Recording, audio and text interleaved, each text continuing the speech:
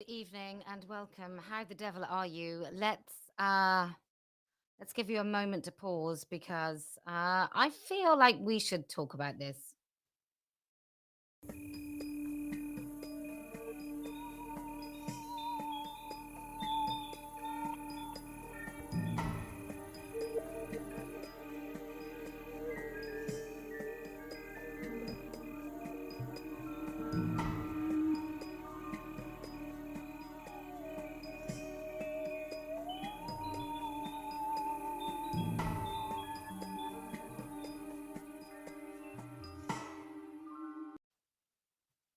Don't. I'm asking also.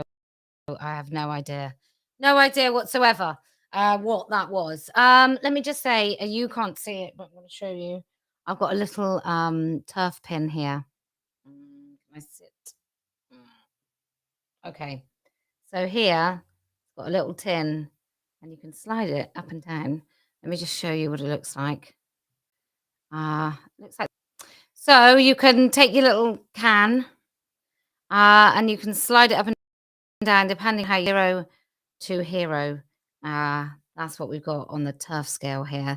I'm very pleased about this. It's so perfect. It's so wonderful. And it has a moving feature. So what could be better than that?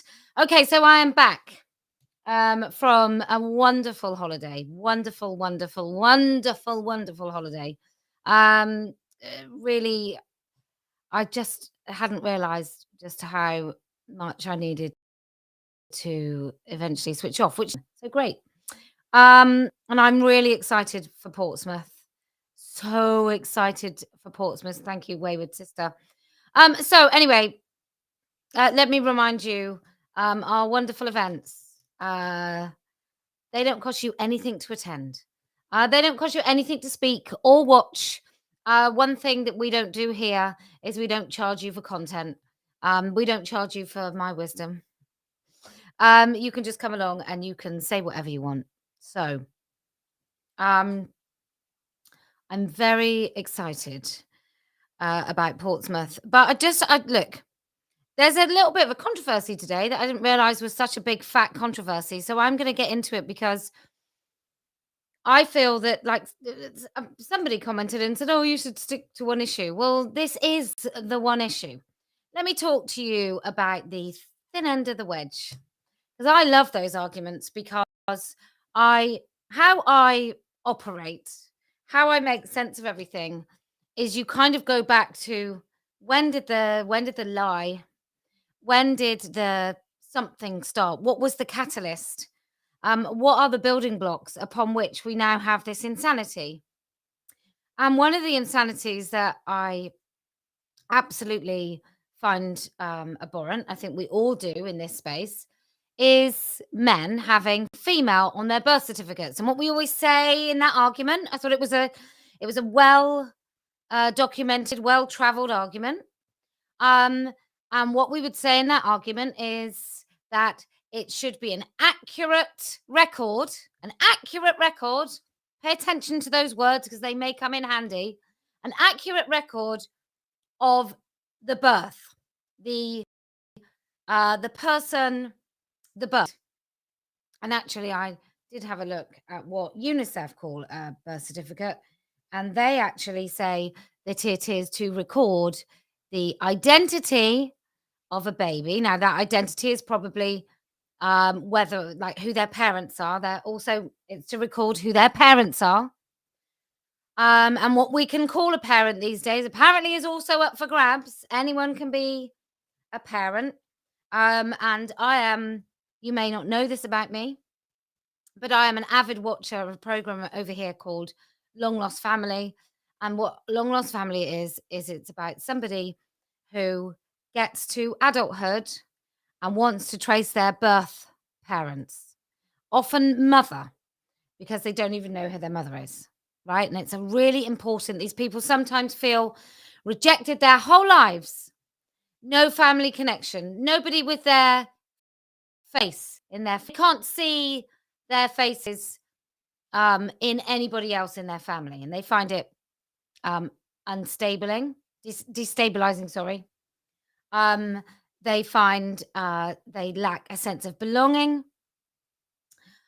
They feel abandoned and alone.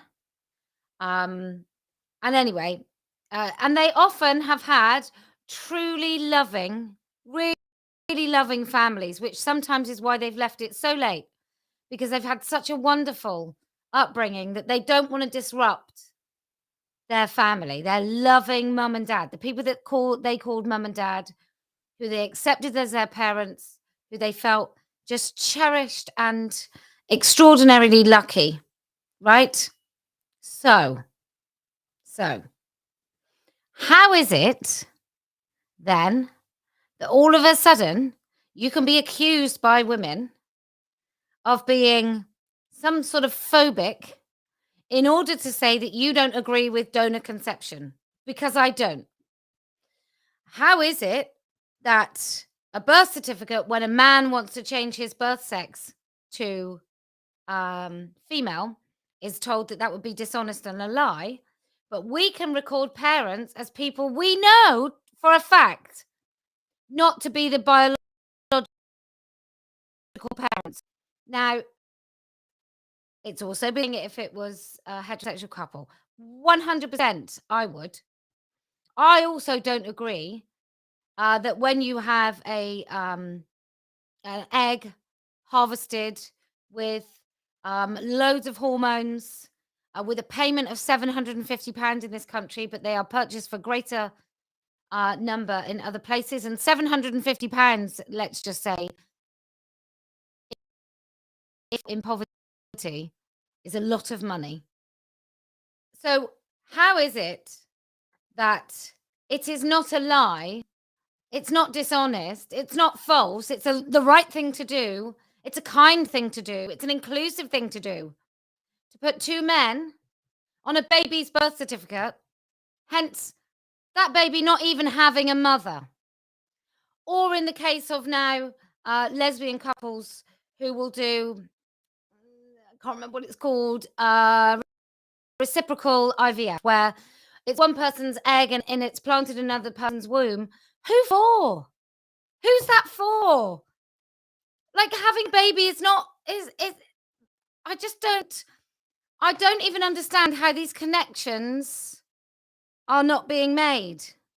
I just don't understand it. And we use word like natural, and unfortunately the word natural has now been co-opted by a load of homophobes who talk about natural when it's like, oh, it's not natural to be same-sex attracted. It totally is.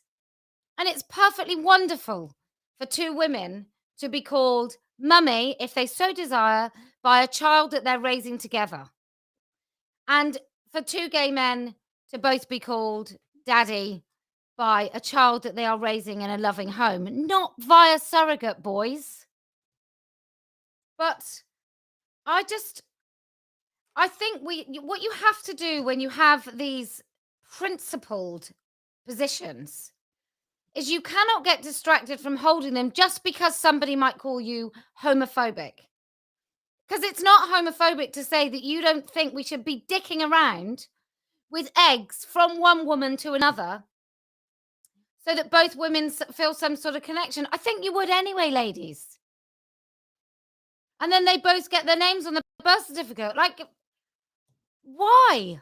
A birth certificate is supposed to be a record for a person, not a cuddly toddler, not a tiny infant baby where we all coo and go, oh, wow, look what I made. But somebody for the rest of their lives to have an accurate record of who their parents are.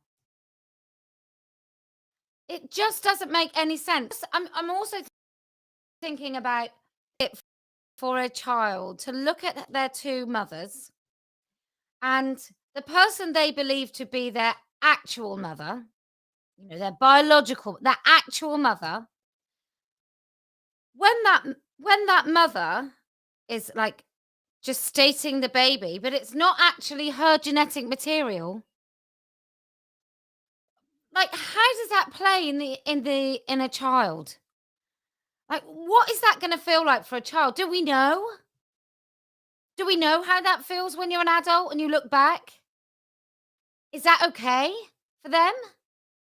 Is it okay that on their birth certificate, the record of the day that they were born, that is supposed to be the foundation of everything, like everything factual? Is it okay that it's not true? Is it any different to a man insisting because he feels like a woman that he needs the validation in that birth certificate? How is it different? Somebody tell me. Somebody tell me how it's different that the two parents insist that they're on a birth certificate for their feelings, using their baby for their feelings, whether it's heterosexual couples, whether it's donor conception, like whatever it is. I don't really give a shit. How is that different from a man saying he feels like a woman, therefore he should have female on the birth certificate? Someone tell me how it's different. How the lie and one person's feelings is totally different to that bloke. How is it different? And I'm not saying that women are predatory or people that do that are predatory or whatever. I'm just saying it's selfish. And it's the same. And who knows? Perhaps if we didn't start messing around with certificates and pretending that people were parents who weren't, perhaps we never could mess around with birth certificates. Perhaps that is the thin end of the wedge. I don't know. Maybe men did it first. I just think you just have to be really damn careful when you are messing around with sensible, like reliable information. And I know everyone, before I get it, I know lies on birth certificates is when the baby that they've just had is not the man that they're married to. And we know that happens. It doesn't mean it's right. And also when it comes to women in domestic violence situations, women that are frightened of what the information might be and how that might open them up to abuse. Well, let's change that. Let's not make that birth certificate any less truthful. Let's just make sure that we have systems in place so maybe there's a layer of protection over that particular birth certificate, but hidden away, not lied about. But actually, if you have a case where the father of your child, maybe even your child is a product of rape, and you don't think that that is good for that child, want to be a person forever, maybe there's another way that we can do it. There's something else that we can do. But it's like no good can come of this. No good can come of this. An egg made in your body before you were born does not belong in somebody else's womb. And often people that do donate eggs, they do it because they think it's a really nice, kind, wonderful thing to do. They don't think about the fact that wandering around in that world is someone with 50% of their DNA. I promise you they don't. I promise you that most of the people that have thought about donating eggs, they're not thinking about their own offspring wandering about in the world. It really annoys me that the silencing tactics used by TRAs was used repeatedly by women who call themselves feminists, who then try to argue that £750 is a nominal payment and not actually payment at all, but compensation, which is the language of people that exploit girls for their bloody eggs.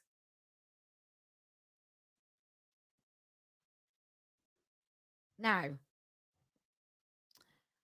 what I don't want is I don't want anyone to think that I don't fully believe that a loving home is not the right place for any child. We're missing bit, comes and goes. I'm going to come back.